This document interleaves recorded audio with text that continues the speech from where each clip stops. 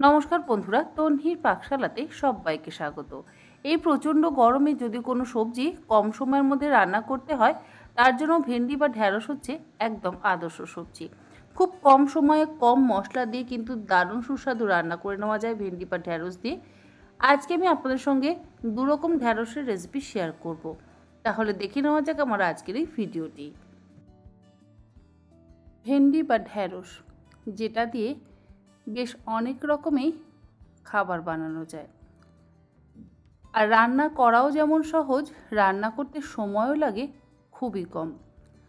তবে ভেন্ডি রান্না করার আগে অবশ্যই ভালো করে ধুয়ে তার মাথা আর লেজের দিকটাকে কেটে নিয়ে, মানে সামনের দিকটা আর পেছন দিকটাকে কেটে নিয়ে মাঝখান থেকে যদি একটা অর্ধেক টুকরো করে কেটে নেওয়া যায় তাহলে ভালো হয়।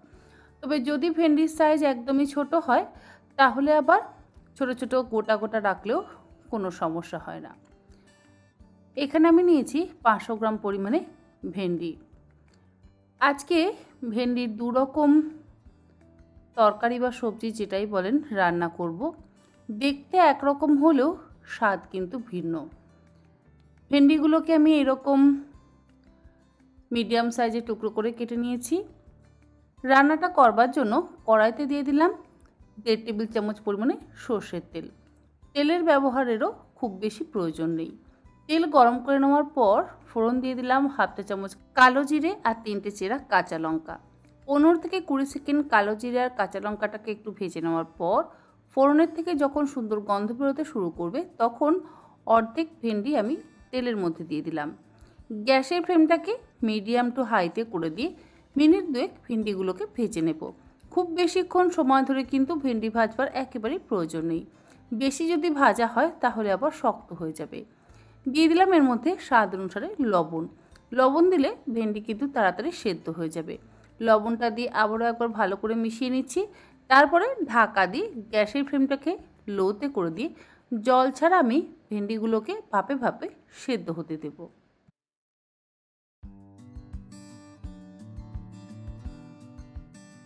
অপরদিকে গ্রাইন্ডিং জারের মধ্যে নিয়ে নিলাম 2 টেবিল চামচ পরিমাণে পোস্ত। পোস্তটাকে ড্রাই গ্রাইন্ড করে নেব।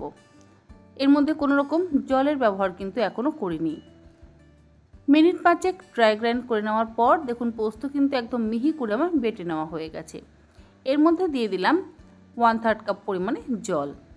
তার সাথে দিয়ে দিচ্ছি 2টো কাঁচা লঙ্কা। এবার আবারও একবার মিহি করে বেটে নিলাম। এইভাবে বাটলে পোস্ত কিন্তু একদম মসৃণ করে বেটে নেওয়া যায়। অপরদিকে ভেন্ডিটাও আমার মোটামুটি সেদ্ধ হয়ে গেছে। ভেন্ডি সেদ্ধ হতে একেবারেই সময় বেশি লাগে না। ঢাকাটাকে খুলে নিয়ে আবারও একবার ভালো করে মিশিয়ে ভাজা ভাজা করে নিচ্ছি। গ্যাসের ফ্লেম কিন্তু লোতেই রয়েছে। দিয়ে দিলাম এর মধ্যে বেটে নেওয়া পোস্তটা। পোস্তটা দেওয়ার পর এবার ভালো করে একবার মিশিয়ে নেব। যেহেতু ভেন্ডি পোস্ত বানাচ্ছি সেই জন্য আর এর মধ্যে আমি হলুদ গুঁড়োর ব্যবহার করলাম না। তবে আপনাদের যদি হলুদ গুঁড়োর ব্যবহার করতে ইচ্ছে হয় আপনারা চাইলে অবশ্যই এর মধ্যে অল্প একটু গুঁড়ো হলুদের ব্যবহার করতেই পারেন। পোস্তটা দেওয়ার পর ঢাকা দিয়ে মিনিট 3 ভেন্ডিগুলোকে সেদ্ধ হওয়ার জন্য অপেক্ষা করব। সাধারণত ভেন্ডি রান্না করতে গেলে জলের ব্যবহার করবার একেবারেই প্রয়োজন পড়ে না। তবে আমি একটু জলে রাখছি, ভাত দিয়ে খেতে সুবিধা হবে। তবে আপনারা যদি চান গামাখা করেও কিন্তু অবশ্যই করতে পারেন, তাহলে একদম শুকনো শুকনো হবে।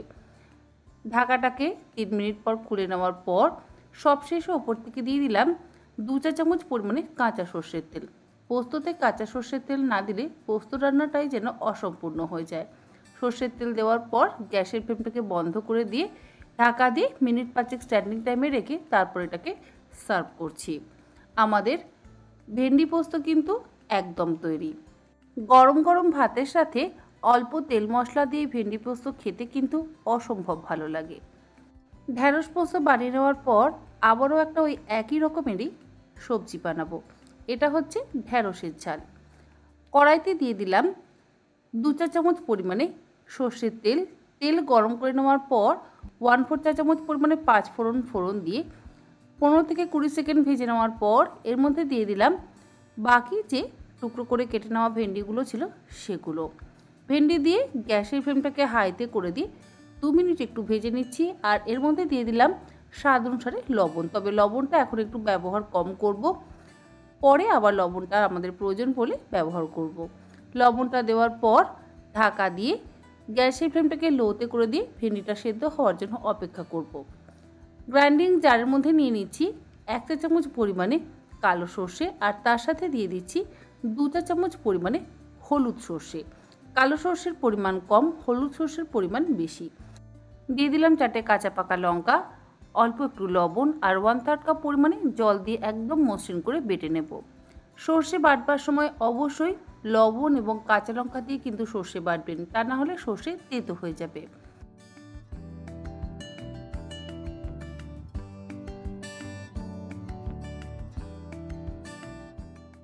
সর্ষে কিন্তু বাটা হয়ে গেছে, আর অপরদিকে ঢ্যাঁড়সটাও আমার মোটামুটি ভাজা হয়ে গেছে বা সেদ্ধও হয়ে গেছে।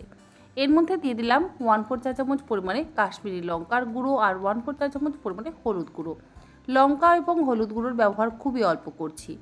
হলুদ গুঁড়ো আর লঙ্কা গুঁড়ো দিয়ে আবারও একবার ভালো করে মিশিয়ে নিচ্ছি। এরপরে দিয়ে দেব সর্ষে বাটাটা।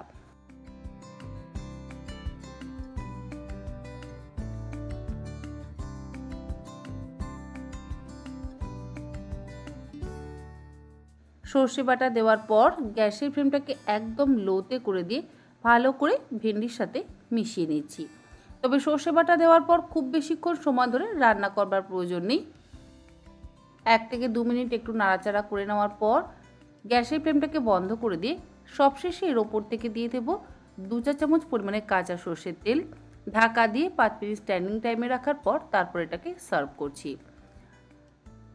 আমাদের ভেন্ডির ঝাল বা ঢ্যাঁড়সের ঝাল কিন্তু একদম তৈরি। গরম ভাতের সাথে এই ঢ্যাঁড়সের ঝাল খেতে অপূর্ব লাগে। আশা করি আমার আজকের এই একই ঢ্যাঁড়স বা ভেন্ডি দিয়ে একই রকম দেখতে বাট দুরকম স্বাদের দুটি রেসিপি আপনাদের ভালো লাগলো। ভালো লাগলে অবশ্যই যে কোনো দিন আপনারা এই রকম রেসিপি বাড়িতে বানিয়ে নিতেই পারেন। আজ তাহলে এই পর্যন্ত, আবার হাজির হয়ে যাবো অন্যদিন অন্য কোনো রেসিপি নিয়ে। ভালো থাকবেন, সুস্থ থাকবেন, ধন্যবাদ।